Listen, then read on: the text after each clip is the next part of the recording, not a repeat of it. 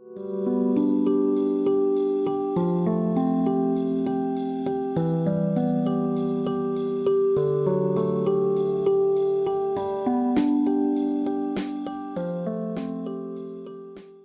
would like to invite the second panel, the 21st century and the escalation of religious violence in African societies. Case of East Africa, Uganda. Please come. Mubiru, Musa. Please come in, sir. Take over. Good afternoon, everyone. I'm given 10 minutes. I'll try to rush through, though I'd prepared for a day.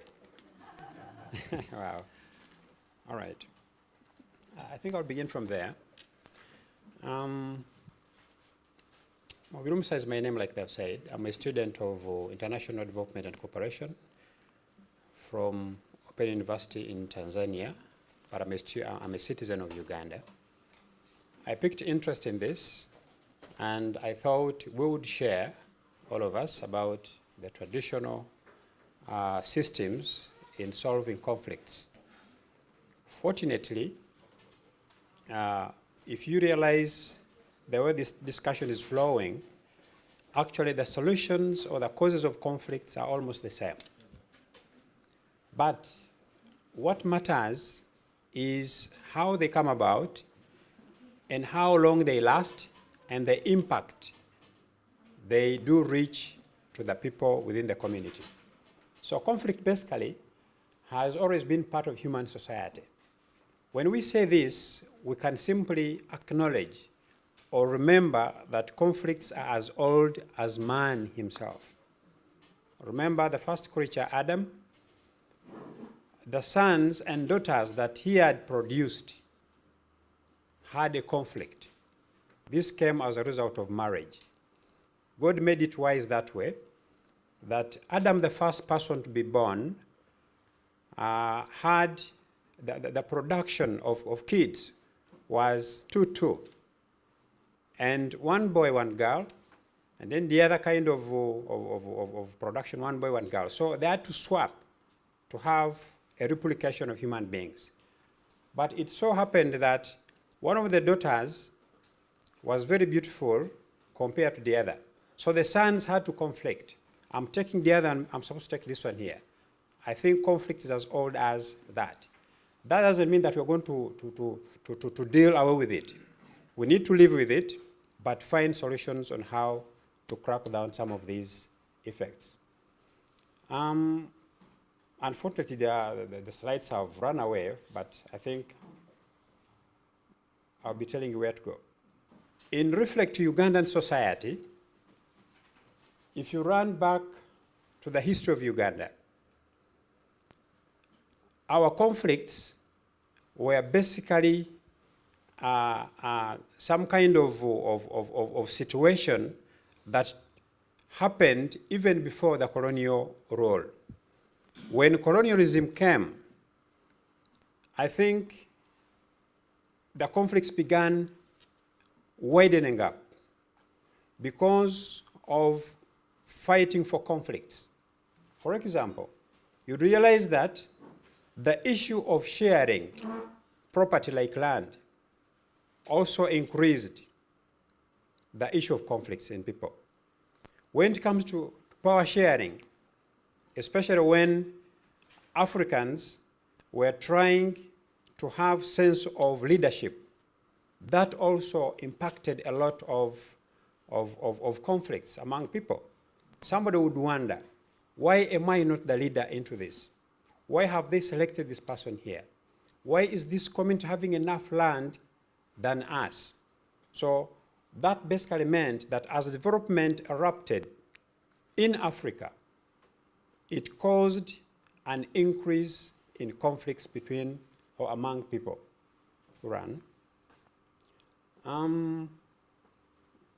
So basically, I wanted to address something that there, yes. Now the solutions of conflicts traditionally were in rules, but unwritten rules. Even now, you find societies that are dealing with cracking down violence or bring out solutions to violence, but they are still acting the traditional way. Most of these solutions are not documented, though some communities have tried to document the solutions to cracking down violence and causing basically solution to conflicts. However, if you look at these unwritten laws, they used to be put in place only when such kind of acts come into society. For example, murder, you talk about rape, theft, and whatever. Though some of the solutions, the traditional solutions to conflicts, were a little, I would say, they would crack onto human rights. Like, for example, if somebody raped in a community, this person would be excommunicated. To some communities, would be killed. Others would be like neglected, would not be part of the family. So there were solutions, yes, but they were impacting on our human rights. Today, when you bring the same, you'll have a lot of interjection from so many organizations. Why should we excommunicate somebody? Why should we kill somebody for having made a crime? All right. Unfortunately, I cannot finish up, but let me try to look at, go ahead, again. I'll not go through the, yes. When I look at the causes, like I said in my preamble, the causes are social, keep standing please, I won't go through. The social inequality causes that, where we have land not given in the right proportions or leadership or whatever. And then the political systems today are also a source of this. We'll run through. You look at inequality, conflict resolution mechanisms. They're not all that enough to help us. Ethnic and religious factionalism, and then absence of an indigenous property owning class. We had this in the first session. And then something to do with misuse of military, the land question, language barriers, inequality distribution of resources. All these are causes of conflicts. But now when I try to look at the solutions, traditional solutions, in those days there would be use of parables, use of statements, but that were meaningful. Someone would talk about something and it would cause a sense of understanding into someone. For example, in Africa, a girl would not be allowed to climb a tree. They would simply say, when you climb a tree, it's going to dry.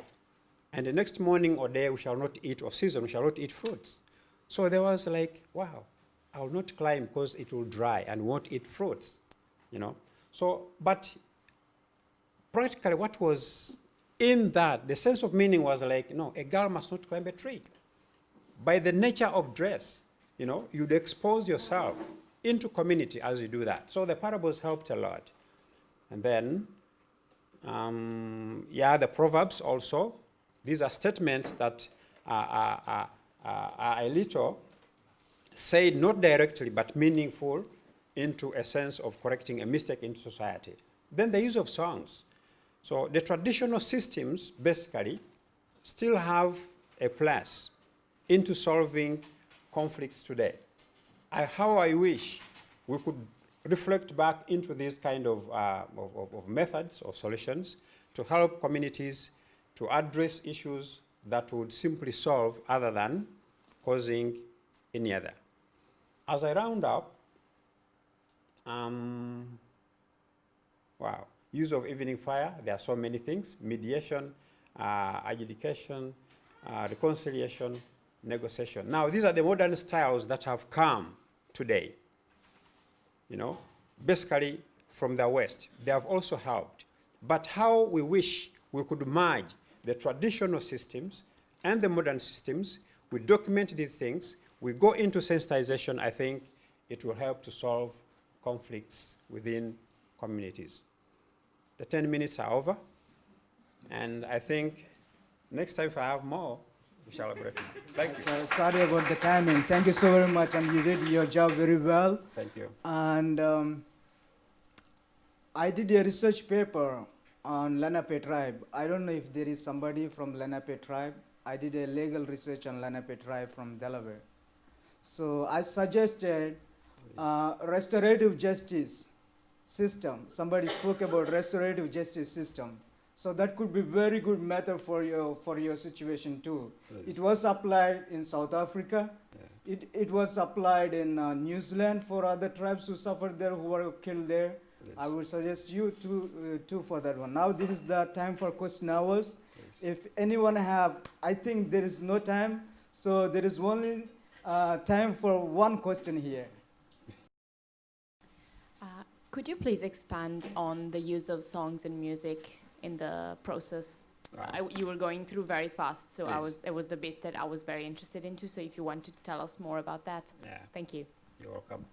The songs that are used by the grandfathers and grandmothers or whatever had meaning.